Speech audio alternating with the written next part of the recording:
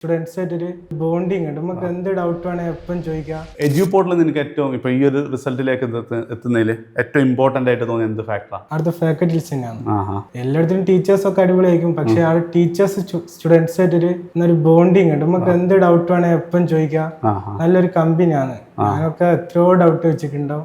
അവർക്കൊന്നും ഒരു കുഴപ്പമില്ല. എത്രയോ വൈകുന്നേരം രാത്രിയൊക്കെ അവിടേക്ക് ഓലിങ്ങനെ എല്ലാ പാടങ്ങനെ കുത്തിരിക്കും. ഡൗട്ടൊക്കെ എത്ര സമയം വേണേലും പറഞ്ഞുതരും. മനസ്സിലായിട്ടല്ലേ? Okay okay. ആൻഡ് നിങ്ങൾ എന്ത് ധൈര്യത്തിലാണ് ഇപ്പോൾ എഡ്യൂപോർട്ടിൽ വിട്ടത്? ഇവൻ അത്യാവശ്യം എനിക്ക് തോന്നുന്ന പ്ലസ് ടുവിലൊക്കെ നല്ല മാർക്കുണ്ട്.